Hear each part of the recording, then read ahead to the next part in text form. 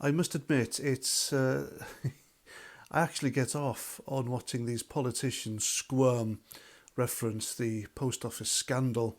And like I mentioned in a previous video about this issue, it's not a left versus right thing. It's the politicians as a whole.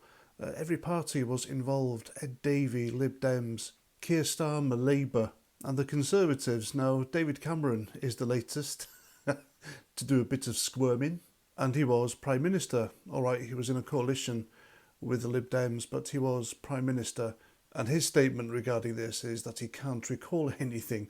Well, of course he can't. Because I suspect he, just like everyone else, were warned about the Horizon accounting system, that it was faulty, and they were looking at problems, which they did have eventually, to people's costs. And I reckon the government only hired Fujitsu because they said they could do it cheaper.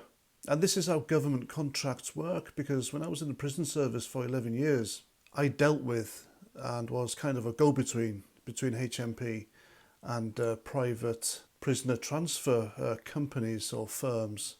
And in my day, there were quite a few. There was G4S, there was Serco, Reliance, which then turned into GeoAmy, or they were taken over by GeoAmy, an American firm. That's another video for another day, by the way.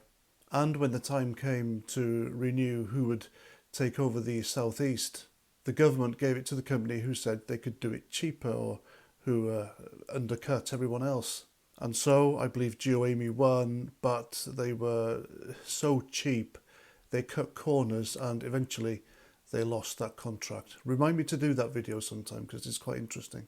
So anyway, the government have given Fujitsu, and they're still using them, by the way, I do believe. I can't believe this. After everything, they're still using this company. But that's what happens when you want the cheapest. You don't get the best. And the result was many lives ruined, of course. So anyway, back to Ed Davey. Now, as we all know by now, Ed Davey was the Minister for Postal Affairs during this time, and he repeatedly refused to acknowledge or respond or even have a quick chat with Alan Bates despite repeated warnings. So yeah, he has to take some of the blame for this. But he gave an interview recently, and he was repeatedly asked if he would apologise and say sorry, and he wouldn't. Now, the guy knows what's happened by now. He's been briefed. He knows many lives were ruined. He knows several postmasters committed suicide. And he knows that these people are still seeking justice. There are still postmasters with convictions hanging over them, unjust convictions, by the way. But he sat there during the whole interview and just refused to say sorry. Completely refused, which tells me that the guy simply doesn't have a guilty conscience. At least Paula Venables gave back her CBE, but even so, it took public opinion and a petition signed by over 1 million people for her to do it. So none of these people are going to take any responsibility or accountability off their own backs because they don't have a conscience.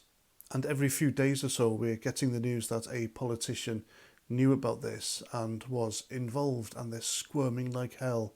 And none of them have apologised, said sorry, or they just simply can't recall. How convenient. The Post Office, or the Royal Mail, is one of the biggest employers in the country, and it's government owned. So the fact that these politicians say they can't recall is just bullshit, isn't it? It's nonsense. Now, even though the Post Office was bailed out with public money a few years ago, sadly I think that's going to happen again, because it won't be able to afford the £100 million bill to pay off all its victims. And so it's looking at insolvency and another public taxpayers bailout. Now, I've said from the start, it needs to be post office profits and profits from Fujitsu that should really pay these postmasters, along with assets stripped from people like Paula Venables and Ed Davey, who were at the top at the time. And this is why I think ultimately they'll all get away with it scot-free. There won't be any prosecutions, there'll be no jail time.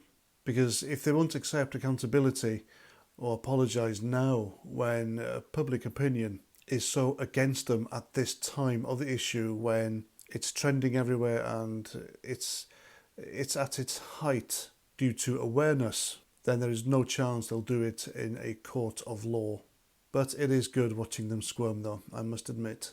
And there we go, I'm Paz49, thanks for listening, and until the next time, have a great Sunday and Roger Trout.